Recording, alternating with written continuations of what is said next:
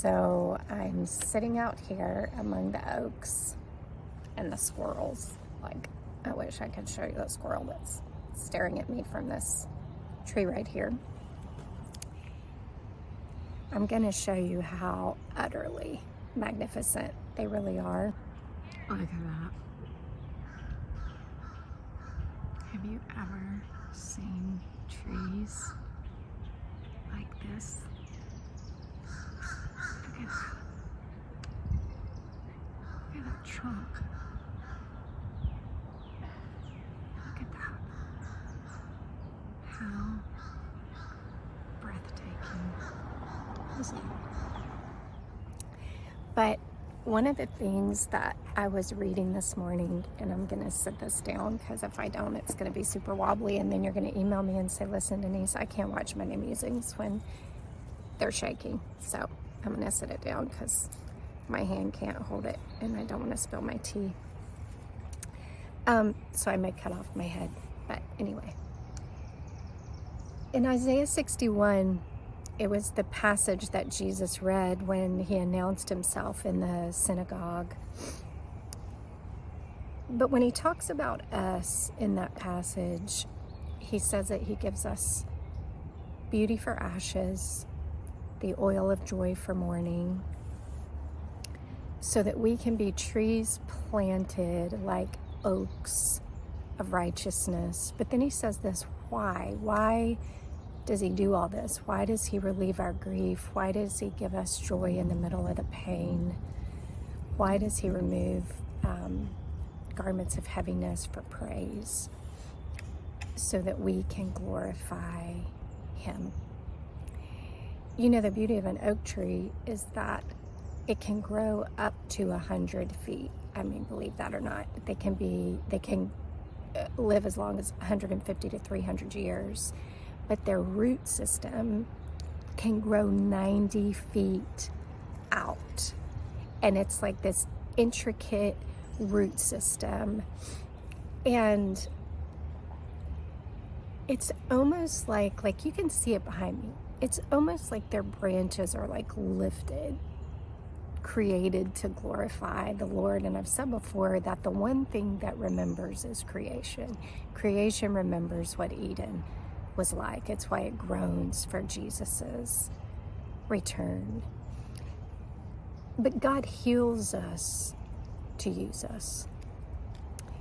He heals us from our deepest places of grief, our deepest places of heaviness, so that he can establish us in him in order to use us. It's why we talked a couple weeks ago about the question, do you want to be well? Because it is vital that we become whole. Why?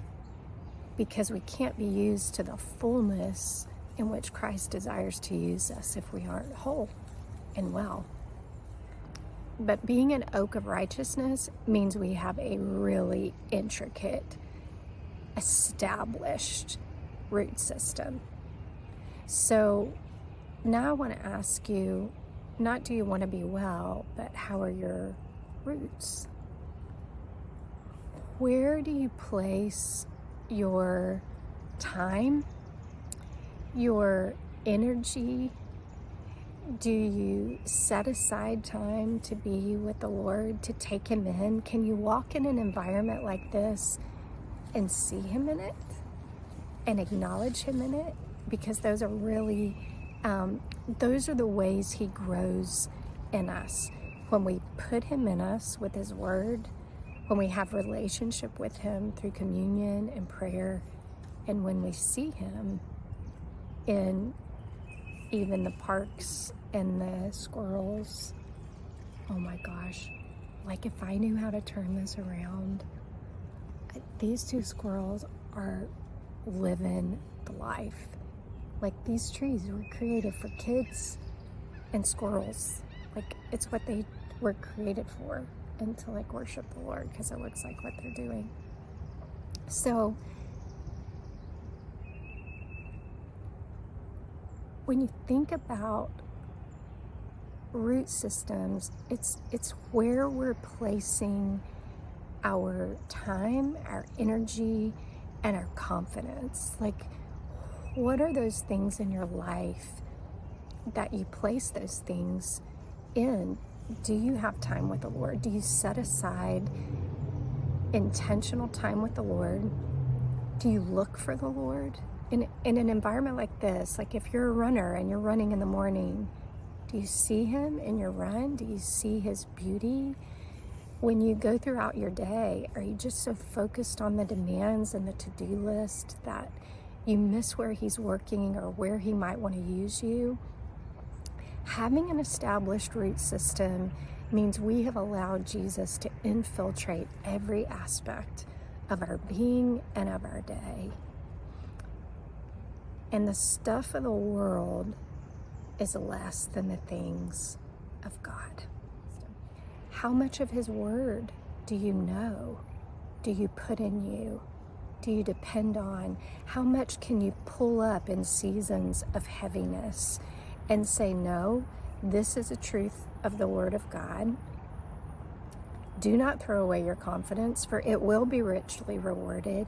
If I persevere in doing the will of God, I will receive all that he has promised, because the righteous live by faith. And if I shrink back, he won't be pleased. But I'm not of those that shrink back. I'm of those who believe and are saved. See, in the moments of our trial, to have the word in us shows what's in our root system. So we've already dealt with, do you want to be well? If you haven't listened to that, go back 2 weeks from today, I think. The question today is, how's your root system? What are you attaching yourself to?